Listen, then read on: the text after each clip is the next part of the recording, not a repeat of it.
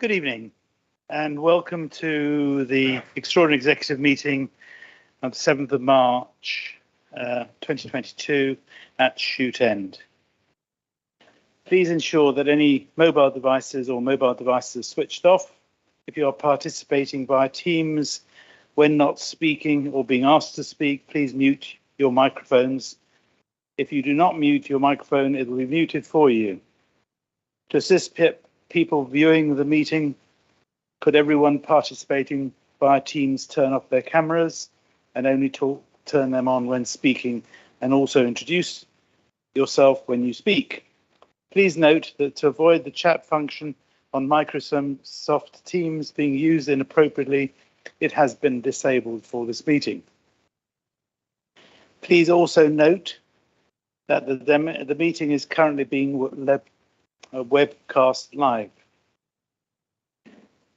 I'm John Halsall, the leader of the council, and together with me are Graham Howe, the executive member for Children's Services, Pauline Jorgensen, the executive member for Highways and Transport, Stuart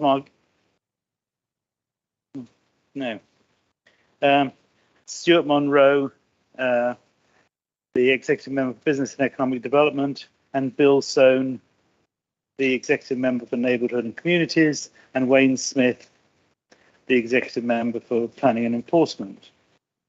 Did I cover Graham? Yes. Did I? There's apologies for Gregor Murray, who's been substituted by Laura Blumenthal this evening, the deputy executive member for a huge number of things. And apologies for John Kaiser and Perry Bath. Any declarations of interest? Oh, sorry. And in attendance is Susan Parsonage, the Chief Executive, and Anne Hunter from Democratic Services. I do apologise. So any declarations of interest? I'm not sure whether I've got a declaration of interest anymore. I'm a director of Optalis Holdings. Any others? No, not so finance. Okay, then I'll just make a few remarks. I have led the borough and spoken about COVID over the last 2 years. I would never believed that we would have emerged from COVID to a potentially greater tragedy. I'm sure I speak for the council and indeed the whole borough when I express shock, sorrow and anger for Russia's antagonistic and gratuitous assault on Ukraine. The war in Ukraine is tragic. It is bringing and will bring more destruction, maiming and loss of life. The queue of refugees, now approximately 1.7 million, is the greatest movement of people since the Second World War in Europe. It is a catastrophe. Freedom needs to be dearly protected. And what is freedom? It is the power to live as one wishes. And that is now what is being challenged. Ukraine is a sovereign and democratic nation pursuing self-determination. Ukrainians must be able to live their lives as they choose. The Ukrainian flag has been flown over Shute End to underline the whole council's and I believe the whole borough's support for the Ukrainian people in this their hour of need. It will stay there until there is some resolution, which may be some time. This is a moment when the tectonic plates have moved and will also most certainly not go back to where they were. The human and economic cost will be huge and long-lasting. As councils, we will deal with the ramifications of this war. This will include responding to refugees and displaced persons, issues relating to energy, the cost of living, and cyber security. We must now recognise that this is now our concern. Seek to manage those things within our control and encourage Her Majesty's government to maximise to the maximum within its own control. I have set up an officer architecture, gold, silver and bronze across the council to consider planning what can and should be done. We will be thinking about a range of eventualities and planning for them. This will be managed in the same way as we did COVID, regular meetings to respond to challenges as they arise, and to be concurrent with government guidance and national policy. I will reinstate the leaders' meetings and councillor bulletins as appropriate. I know that there is a frustration to do something and to do it now. Rest assured that demands will be placed on us. We are only at the beginning of a very long process. We will be facing huge challenges. We must meet them organised and planned. We will work with our voluntary sector partners, our health partners, and our community safety partners. And we will do this whilst not neglecting our residents' current needs. We have a Ukrainian community which we are reaching out to.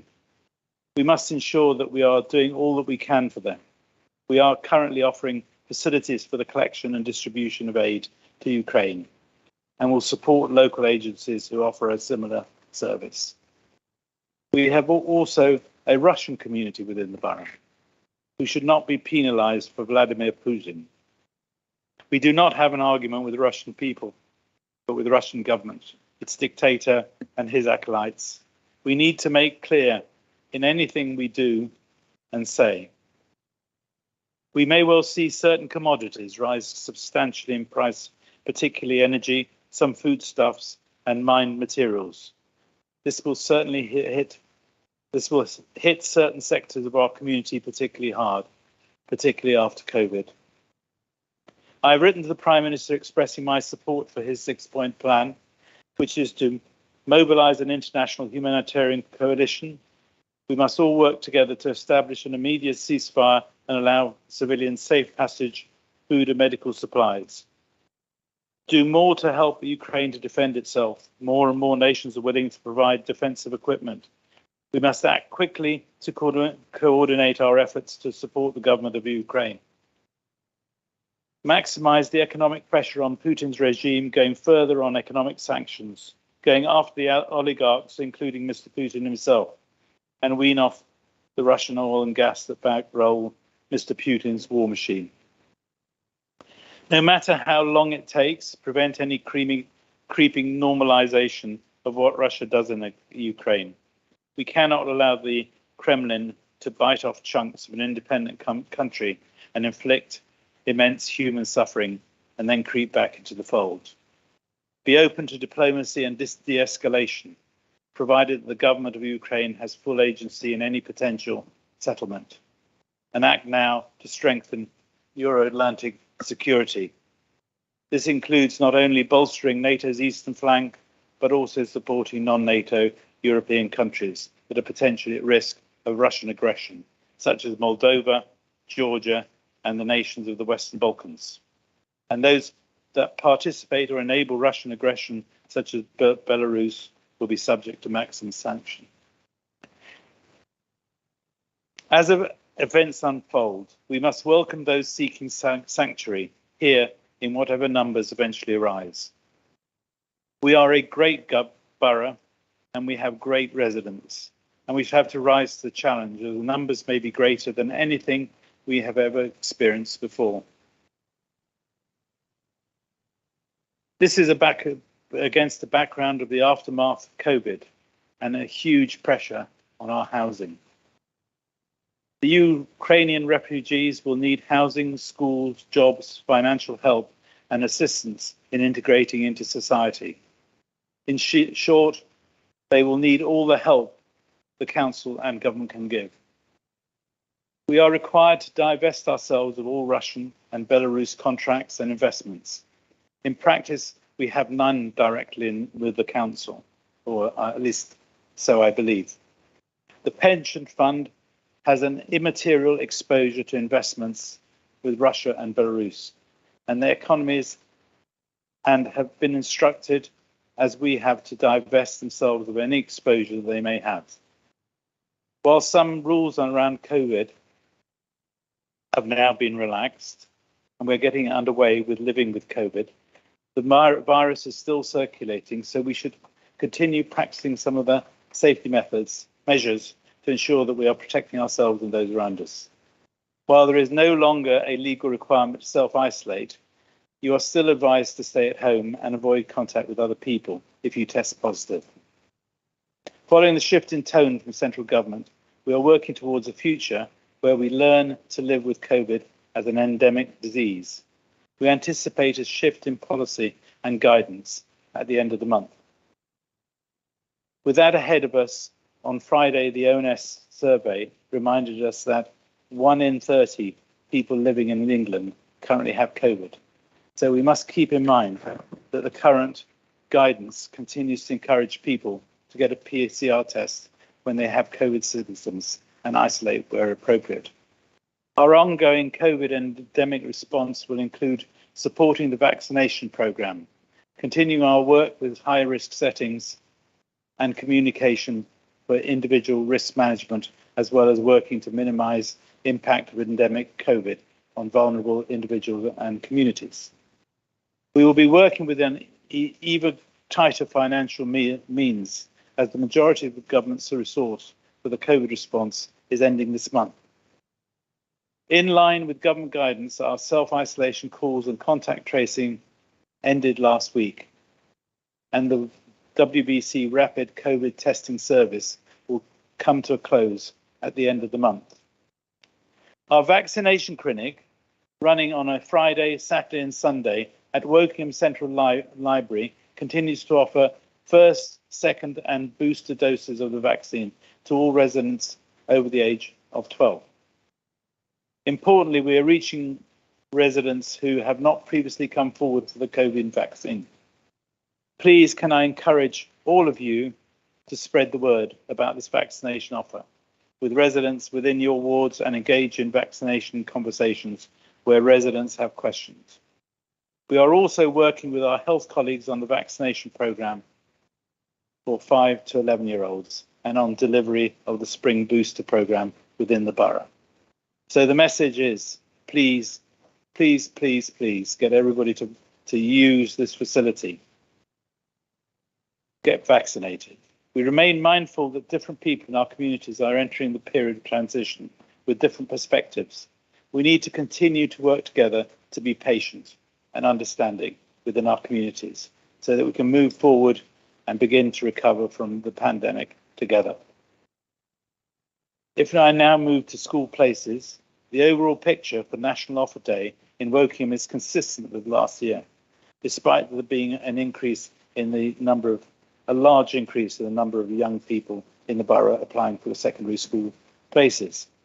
To put this into local context, in 2022, 93.76%, that's approximately 94%, of pupils received an offer from their preferred list, and 76.21% received their first preference.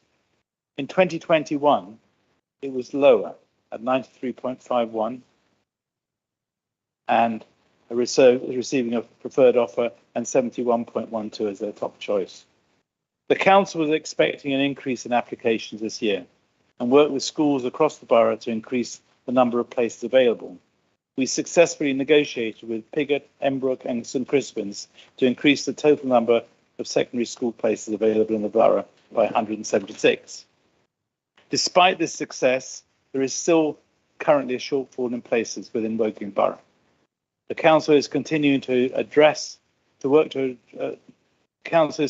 work to address this and expects to have additional places added within the borough in the coming weeks. My colleague Graham will talk about this more in the coming meeting. School place planning is a complex process, particularly in areas where most of the schools are already oversubscribed.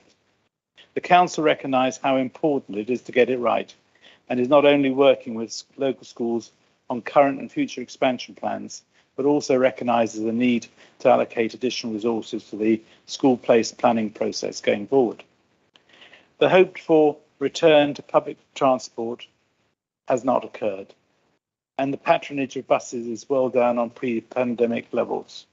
Despite the announcement of a continuation of some form of government restart grant, some services will be degraded. though we are working hard to ensure they're not discontinued. The message on buses is really that we have to use them or we will lose them. I would like to remind members that within our constitution are the Nolan principles. We're required to show honesty, leadership, openness, accountability, objectivity, integrity and selflessness.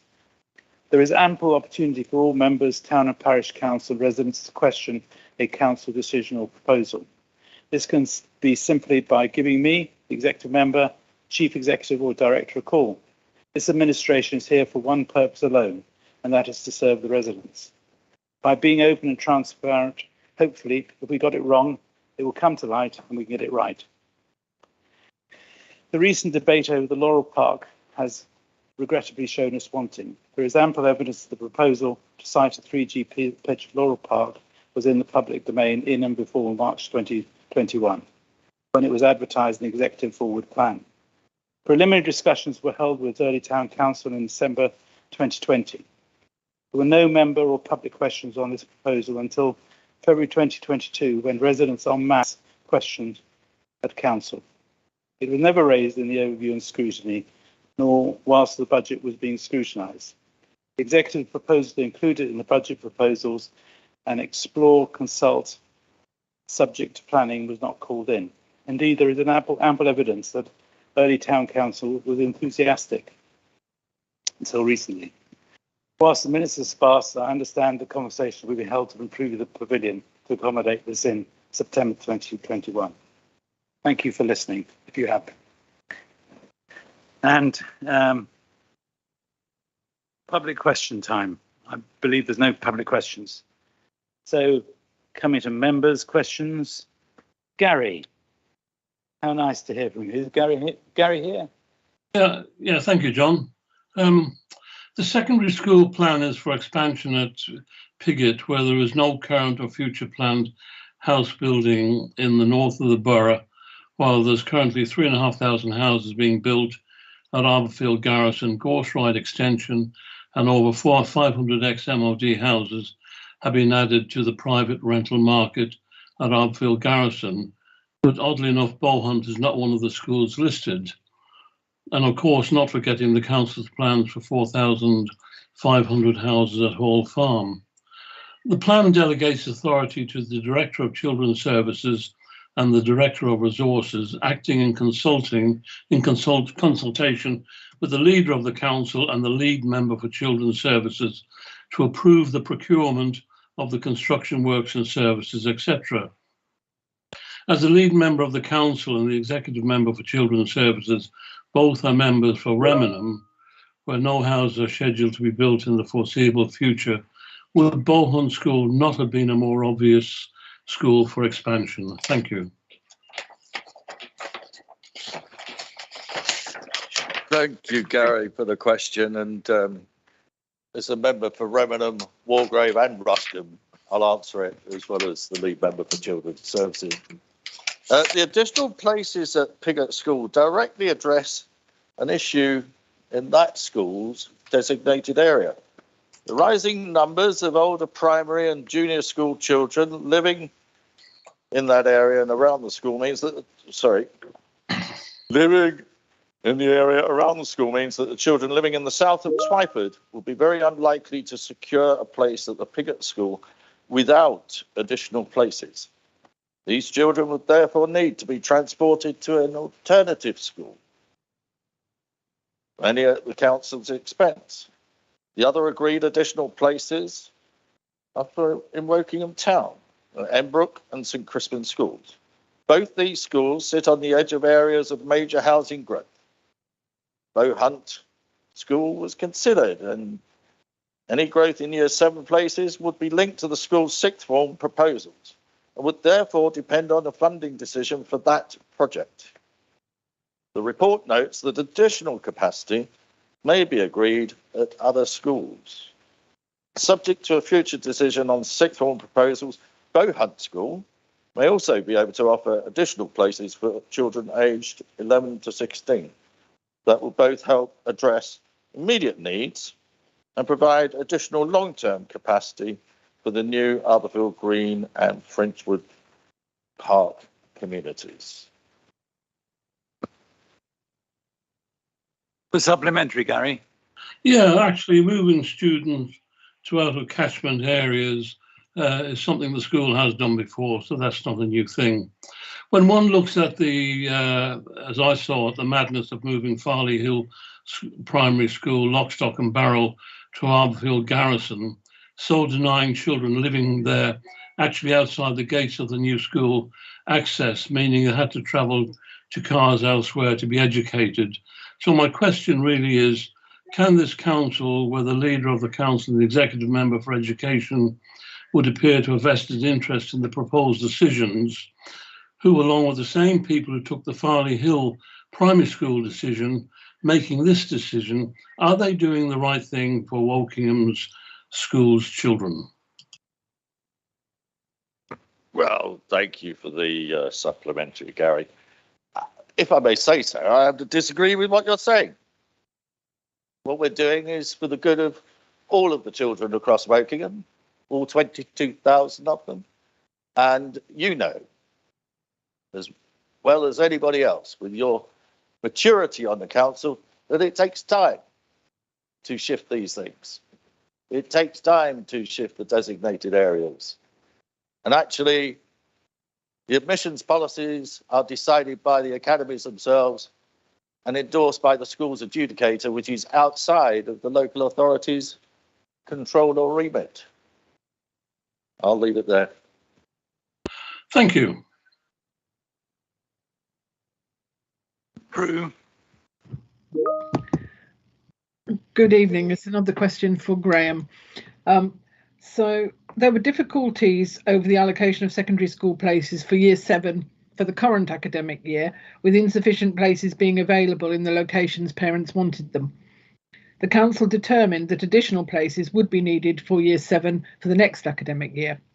However, now that the places for next September have been allocated, it appears that the council has underestimated demand and more additional spaces are going to have to be provided than the council had been planning. So what caused the number of Year 7s to be underestimated? Thank you, Prue, for that question and give me the opportunity to clarify the situation. Your question actually crossed over with a briefing paper that has been circulated to many members, including your colleagues, and I shall ensure that it is given to the remaining members because it outlines the detail on which the following outline explanation. In Rumsfeld speak, there are known knowns and unknown knowns.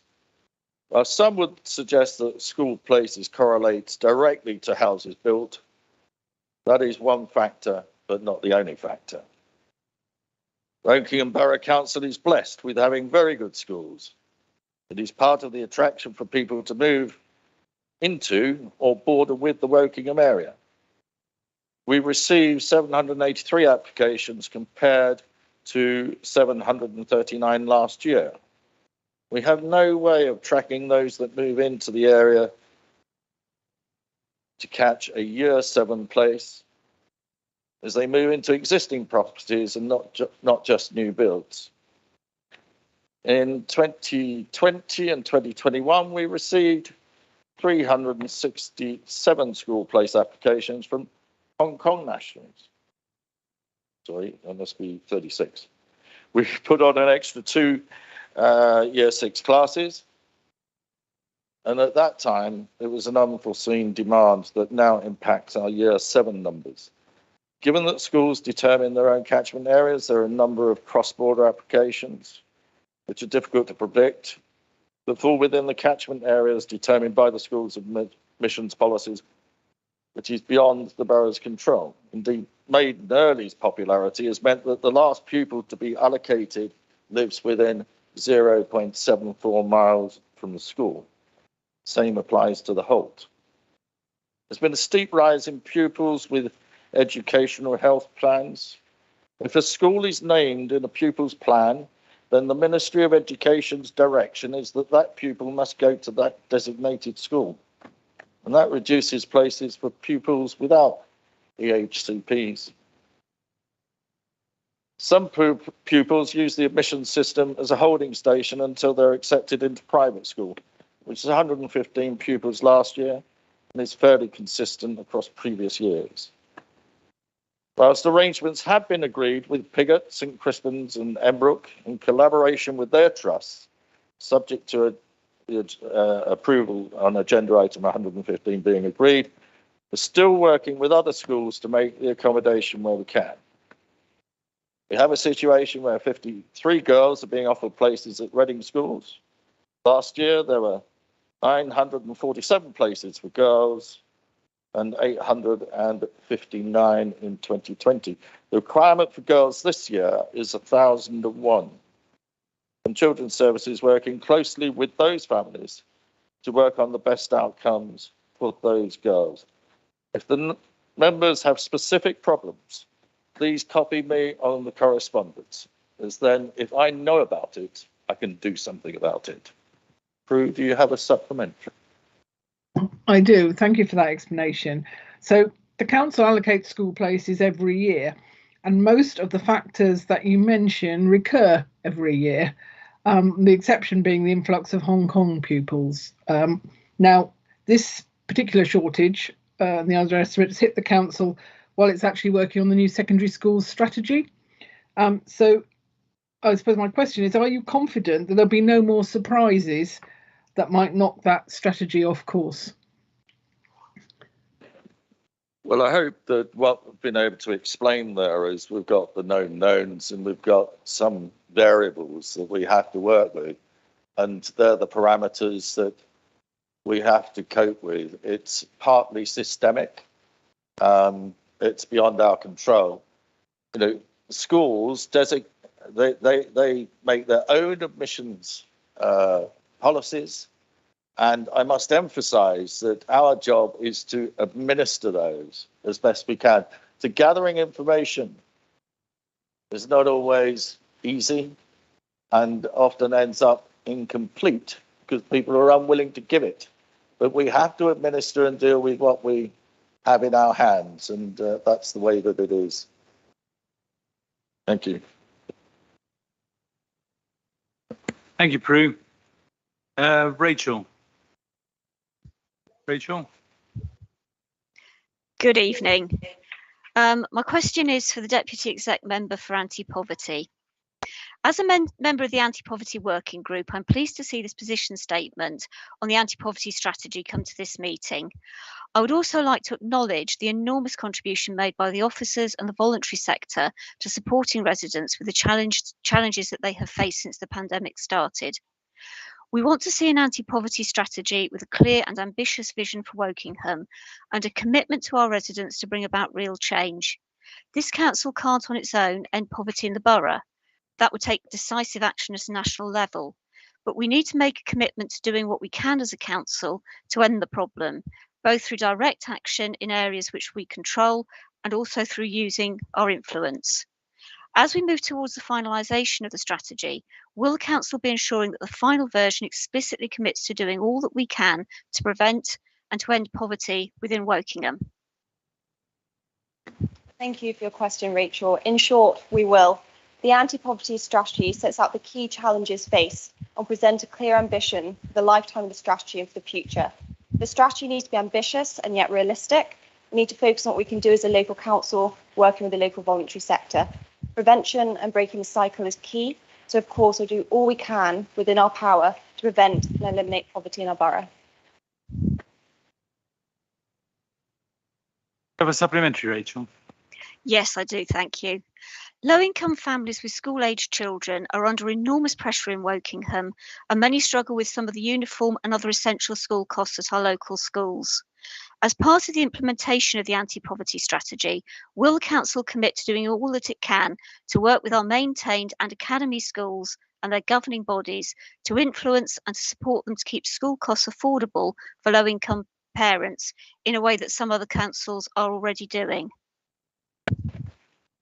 Yes, we do plan to do this. I mentioned at the Overview and Scrutiny Management Committee a couple of weeks ago that we need to galvanise the council's influence with schools, whether that be through officers or councillors, to continuously raise the issue of affordability within school policy, so it's higher up the agenda to benefit children and parents. And of course, good communication with parents on the issue of affordability will be key. Thank you very much. Thank you, Rachel. Clive? Thank you very much, John. My question, I think, is for you. I was concerned to read on page 16 of the feedback report that it was felt that there was capacity for improvement to ensure that the finance, HR and change functions have appropriate resource and capacity to deliver what the council needs. And that there was also a need to articulate and accelerate an ambitious organisational development strategy, including creating a clear employer brand. Will the necessary resources be made available for these departments in the very near future so that these much needed improvements can be made? The simple answer is yes. We are a culture of continuous improvement, Paul. That's what we're trying to be. And the additional resource requirements needed to address this have been incorporated in the NTFP as agreed at Council in February. If any further budget approvals are needed, they will be sought through the Executive as a supplementary estimate or as part of the following year's NTFP. Do you have a supplementary? Yes, certainly welcome that you've got a continuous improvement plan, and that I think you have said there that funds are going to be made available, but clearly the corporate peer challenge team didn't think that you were doing enough at the time of their inspection. What's changed since they visited us? When the peer review team came, you'll recall Bob Watson, who has been a solid part of our finance team, was leaving, and we were uncertain as to how we would replace it. And that gave him, not it, I apologise for that, to Bob. And they were concerned at the time whether we could replace him with a person of that stature. I think we've overcome that problem, and we will be hopefully looking to make a permanent appointment in that position. But the other aspects of the peer review was they regarded us as a very, very ambitious council, very well performing council, which we are. We are, in my view, one of the best in the land, if not the best. And I'm very proud to be the leader of it, but also that we have huge ambitions to make it better. We want to be the best that we can possibly be. And so the peer group identified those ambitions and shared with us that our need in various areas for extra resources, which we will do as appropriate and when. The HR function we have enormous ambitions for.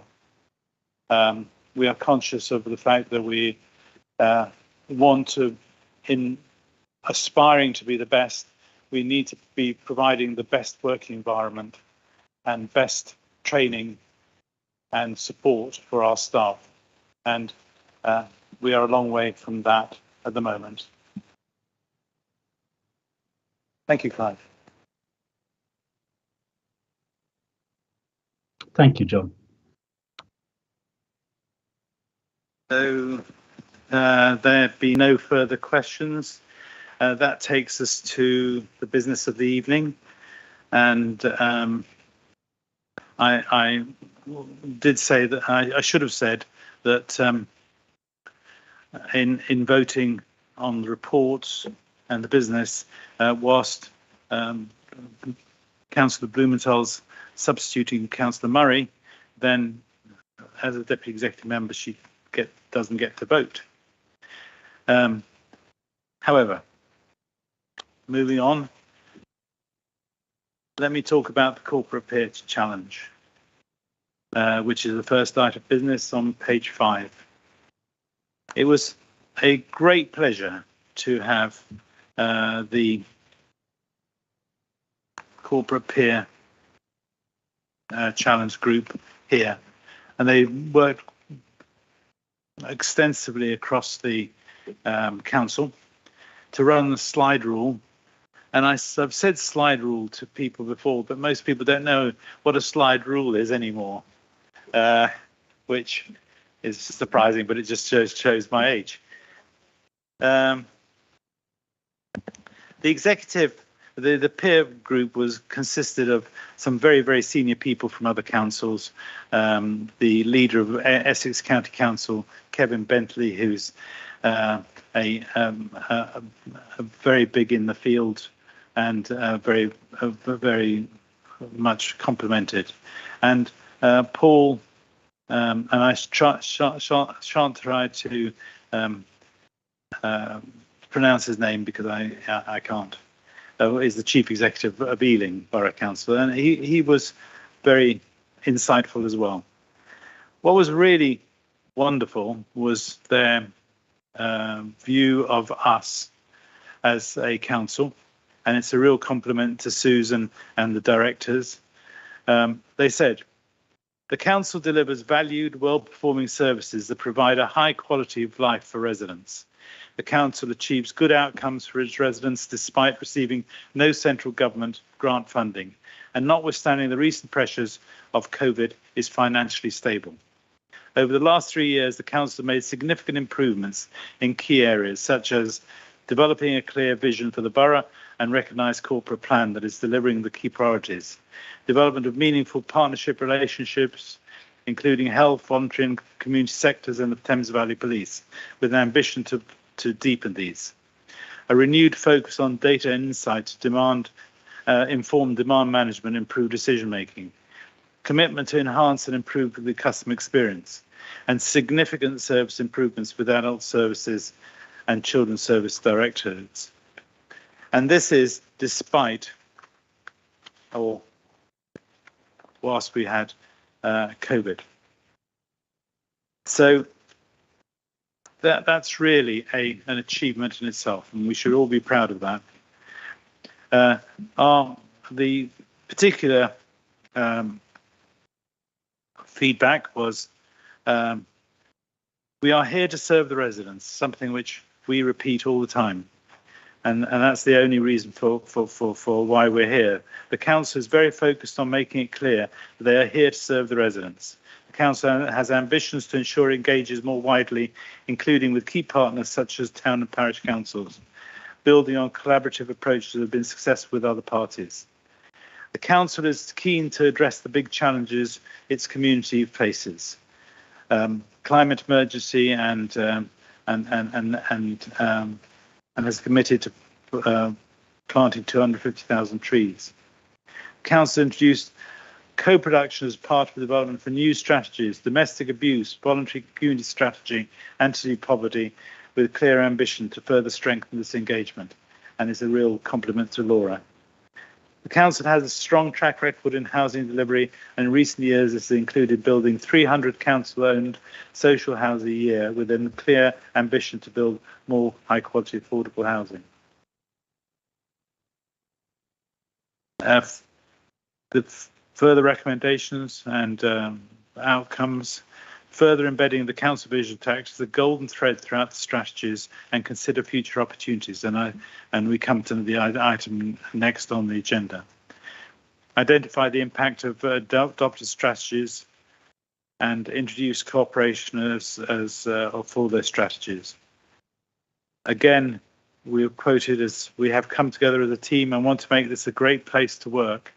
And it's vital that our organisational leadership permeates right through the organisation, and each person feels valued within the organisation. And the peer group recognise our ambition to do that, and some good steps in that direction. The members have confidence in financial and performance reporting by officers and can speak clearly about the organisation's financial position and future challenges. This is pretty unique in this sort of environment, but I'm really proud that we've done this. At the time of speaking, we're looking at Slough, whose liabilities seem to be increasing by the day, and yet we know where we are. They've never known where they are, apparently. A strong sense of team was demonstrated in the council response to the pandemic and took many forms. For instance, the communications team worked across Berkshire Council to provide coherent responses to the COVID response and provide clear advice and support to residents. And we took the lead in that, and it's a real compliment to those who did it. We need to articulate more clearly what kind of culture we're aspiring to. And the culture that we're aspiring to is to have staff who want to be the best they could possibly be and innovate and stretch themselves and understand that that in itself is a risk, and they will be wrong from time to time, but we'll learn from their being wrong and not make that mistake again, hopefully. The Council's Overview and Scrutiny Committee is often the scene of lively debate and is seen to be a political arena rather than creating good positive policy and positive challenge. Following the peer challenge, the Council should ensure that all members engaged in scrutiny understand what the terms of reference of each scrutiny board and recognise what good scrutiny looks like. And this is what we will be engaged in the future. Moving on, the peer review we're trying to make it a living budget so that if we need extra resources, there is a decision-making process around it and we can flex as needed. Our financial performance is the cornerstone of everything that we're doing. As my friend and colleague always says, a council that's bust is no good to anybody. And so understanding throughout the organisation what our financial position is extremely vital to enable us to take other challenges on. There is a strong ethos that this is an organisation that encourages colleagues to grow, and we do. We recognise the qualities of everybody. We've restructured our services to enhance our capacity and resilience, which has proved vital in the response of COVID. I don't think any other council that I've known was capable of redeploying the number of people we have. We did. There is a wide engagement in the budget setting process. Graham often says that it's nothing. The budget is nothing to do with him. All he does is accumulate budget proposals from other people. And there is a recognition that this scrutiny could be more meaningful and more positively challenging. And the capacity for improvement. We need to create that and embed in our council that continuous improvement. The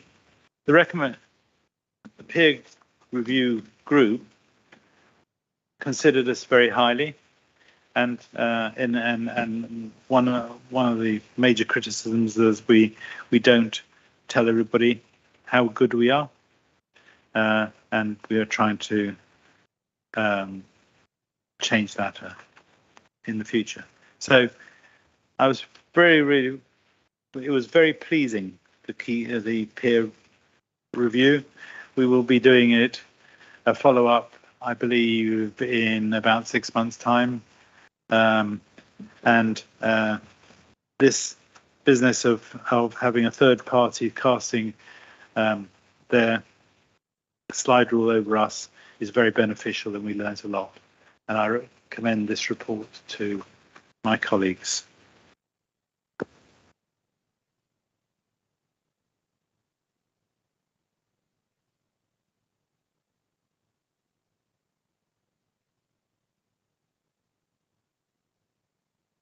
The recommendation is, can't remember what the recommendation is. To note the report, I think. Right, the recommendation of the notice of the final report of the Local Government Association Corporate Peer Challenge in November 2021, attached to the appendix, approves the action plan attached to Appendix 2, challenges address the recommendations set out in the Corporate Peer Challenge report, notes the Local Government Association will be undertaking a 6-month check later in 2022 to allow the Council senior leadership team to update on the Council's progress and against the action plan. Those in favour? Thank you.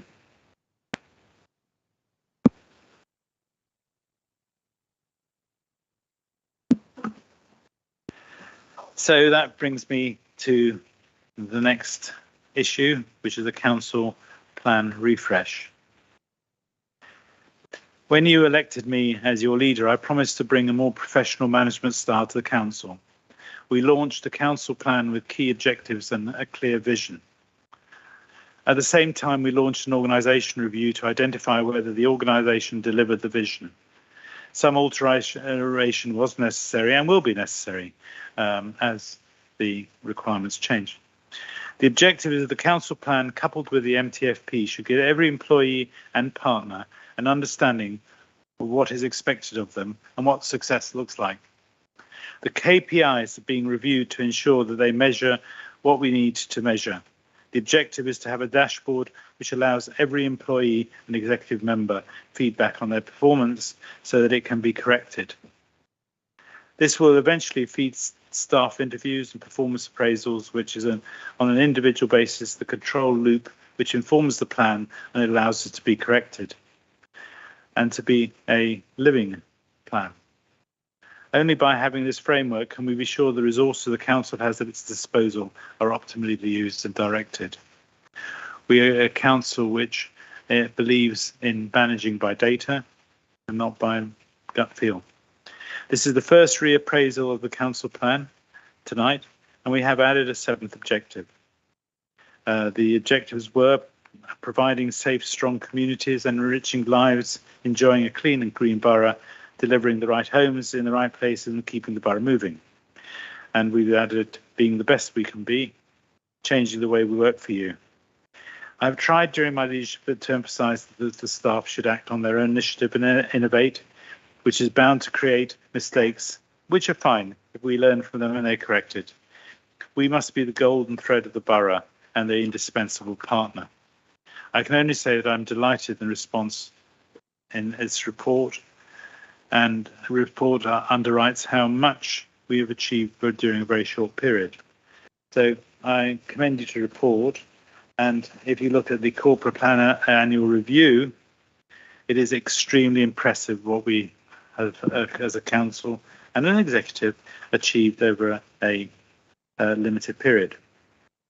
I refer you to page 59, where it's sound finances underpinned all our council activity. And just highlights, we've provided 53 million in support of local business, 4,800 engagements with local businesses through Public Protection Partnership and COVID Marshals. We've provided accurate information. More than 500 volunteers work for us and worked at our vaccination clinics, and 200 signed up to the rapid testing centres. Public health co-leadership, test and trace, COVID winter grant scheme, and so it goes on the COVID side. But on the non-COVID side, and we've been preoccupied with COVID for the last 2 years, but we haven't just stood still. And we've launched Couth to provide online mental health for young people, increased spending to domestic abuse, mental health support, formed the Adult Safeguarding Hub to improve safety of our adults, delivered core adult social services, care responsibilities, local action groups, substance misuse prevention, adult healthy weight management programs, which I could do with, an active movement program. High quality care, adopted an adult social care strategy, adopted our learning disability strategy, adopted our voluntary sex strategy, provided more specialist accommodations, home from a hospital, We've reviewed and revised the process so that residents can be discharged to the hospital into the right setting as quickly and as safely as possible. We reviewed and revised the arrangements with Optilis, who's performing on from strength to strength. We've put mental health support teams in schools. We've created a domestic abuse department in the borough and appointed a domestic abuse manager, which is a very high priority for the council, as we recognise the significant impact of living with domestic abuse. We've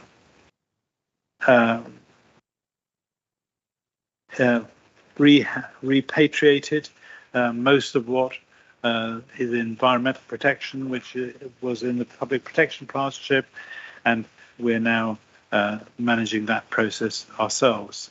In terms of enriching lives, we've rebuilt the Bullmarsh Leisure Centre, which is a huge undertaking, and we now manage it as opposed to Woodley Town Council, who used to manage it. We've built the Carnival Hub, which should be in operation in June. We've had an award for the Addington expansion project, which is absolutely superb, and the California Country Park destination play area has been built. The Aldergrove Church of England Primary School has been built, and the Dinton Activity Centre has been built. We've improved Foundry College. We've launched the Kickstart scheme, stabilised the children's social workforce, deployed new Compass team, which is achieving positive outcomes, improved provision for children with SEND, expanded virtual school support, the children in care, local action groups, substance misuse provision, and we've now got an arts and culture programme, which is being managed through the arts and culture strategy, and tackling social isolation through technology, which is very exciting. The introduction of AI through to help with loneliness. And we're promoting equality, diversity and inclusion. We've made huge progress on our local plan update, which has been distributed and consulted upon. We've done the same with the joint minerals plan. South Wokingham has got planning consent, primary school building in Arborfield Green and Matthews Green, and work started in the community centre for Shinfield. The Wokingham Town Centre regeneration is almost complete. We have a SEND school and plan for Winnersh and homes there. Winnersh Farm housing strategy for 2024 was released. Gorse Ride redevelopment, the courts and Winnersh, and moving on, we've in keeping the borough moving, we have a community transport program, a structural maintenance program, and a congestion project, which should see the frustration from congestion reduced and traffic moving more freely.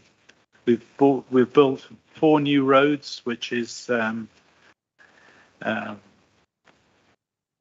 first new roads built for several decades, and launched the My Journey and Active Travel apps.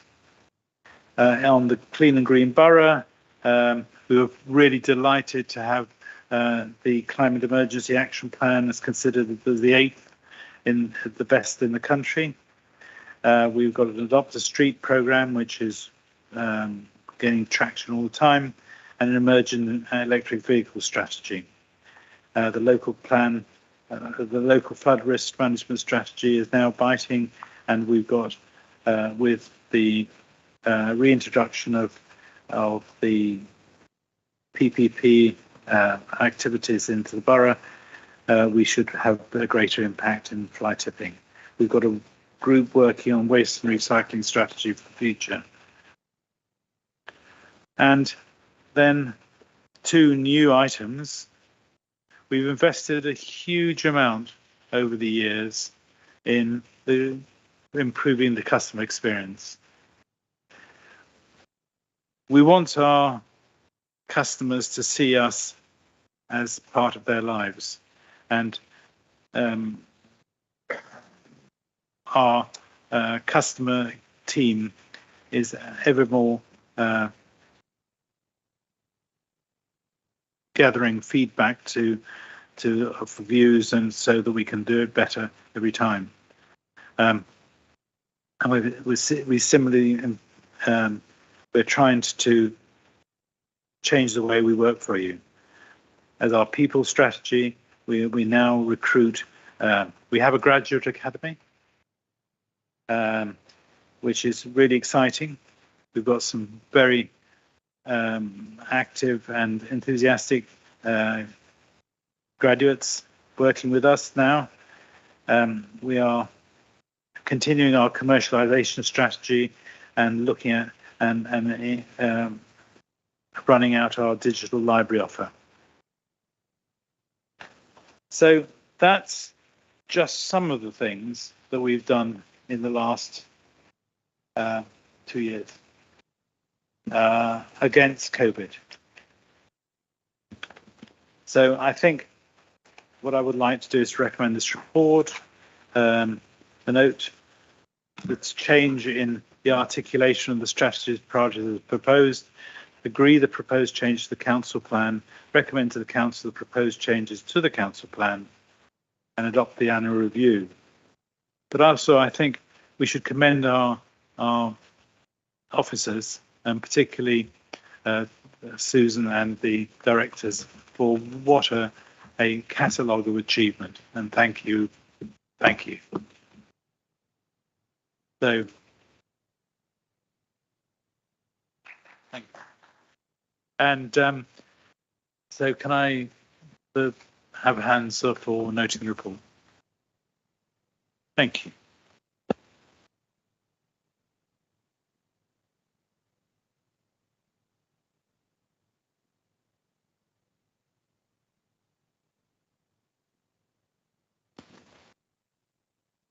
I'm pleased to present the position statement for the anti-poverty strategy tonight. It explains where we are with the strategy and lists the recent support offered to local people who have been struggling, delivered through the council and local voluntary sector.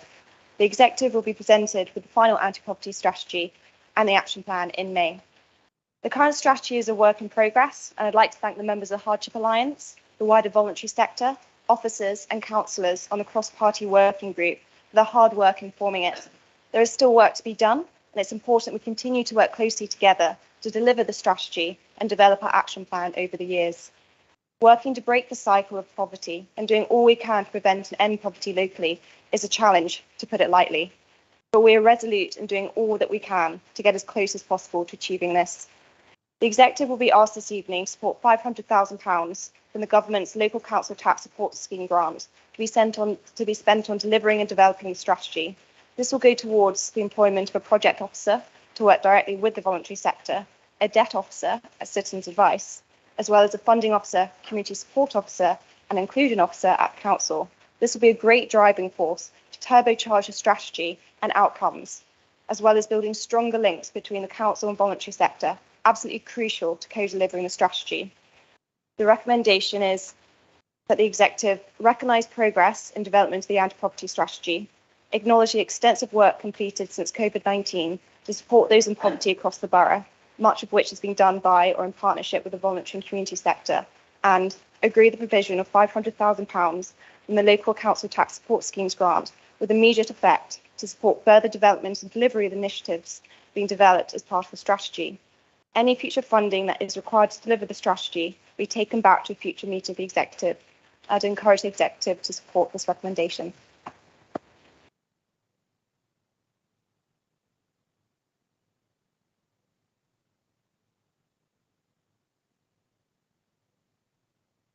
Those in favour there, if there are no questions? Thank you. Thank you very much, Laura. Graham.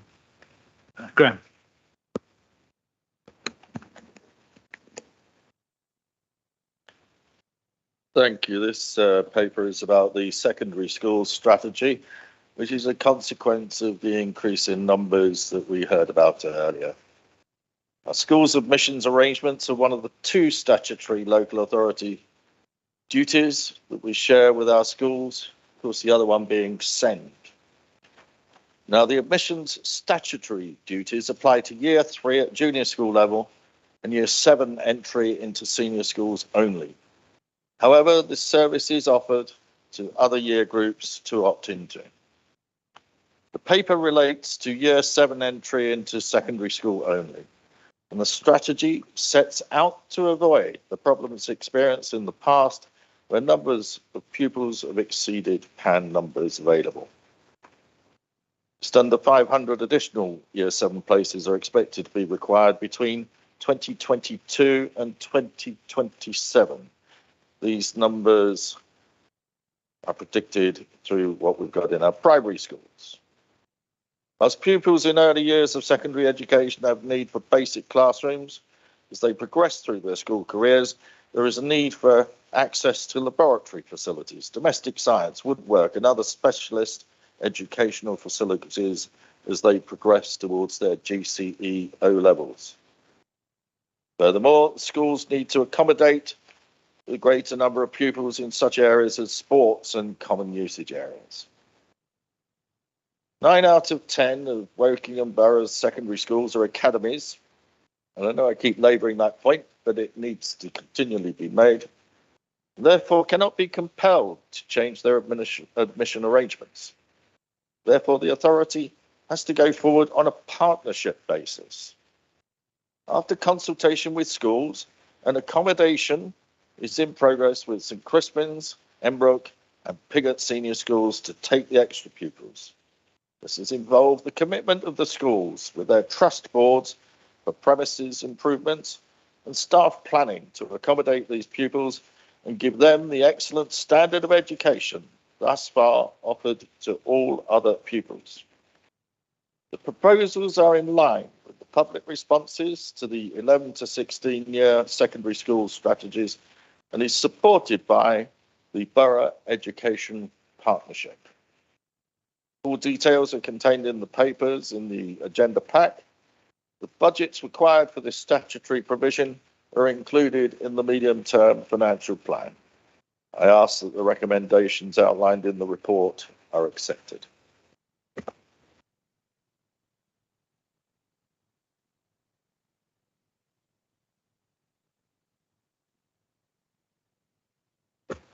Thank you for that, Graham. I'm very much in favour of this report, and I'd also like to thank you for your ongoing help in terms of sorting out the problems that we've got in early at the moment with children getting displaced over the boundary, and I hope that you guys will manage to fix that for our residents. Thank you. Thank you, Pauline, and we certainly will endeavour to do our very best. Any other questions? Okay, so the recommendation was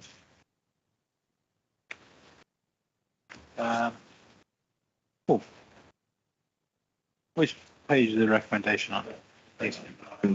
89. Adopt the Wokingham School. Do you say it or shall I? You carry on. To adopt the Wokingham Secondary School 11 to 16 places strategy for 2022. Number 2, adopt the strategy and approve a multi-year programme of secondary expansion to Pigott, St Crispin's and Embrook schools, with other schools to be identified, with local authority delegation to the Director of Children's Services and the Executive Member for Children's Services to finalise agreements, the programme of works. And thirdly, delegates any necessary authority to the Director of Children's Services and to the Director of Resources, acting in consultation with the Leader of the Council and the Lead Member for Children's Services, to approve the procurement of the construction works and the services as relevant to the secondary expansion strategy with post-16 strategy and works programmes to be subject of a later report to the Council Executive. Those that agree, say aye. Carried. So the last piece of business for tonight is delivering the Gorse Ride regeneration project. Just to remind you, Gorse Ride is a residential area in Finchampstead comprising of 178 properties, of which 133 are council owned and 45 are privately owned. The homes were built in the 1970s with the purpose of providing accommodation for a limited period of time, which reflected in the build quality. Over the years, there have been a number of issues relating to non-traditional construction, including poor thermal insulation, some structural defects, and above and below ground drainage issues. These have all led to poor living conditions and high maintenance liabilities. The proposed regeneration will transform Gorse Ride through the provision of new high-quality social rented and shared ownership homes, private market replacement homes, and well-designed open space. In March 2017, the executive agreed the intent to regenerate Gorse Ride estate. In March 2018, the executive approved a number of recommendations, and these are to progress with the redevelopment of the scheme.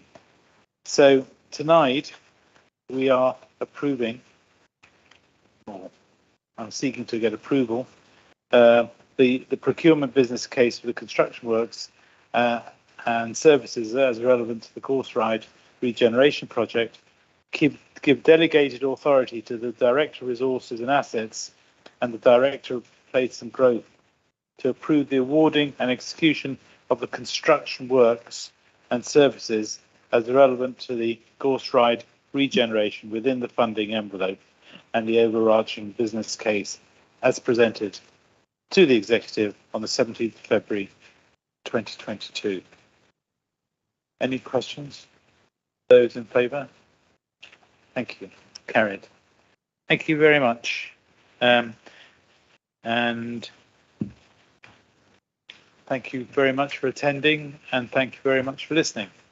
Good night.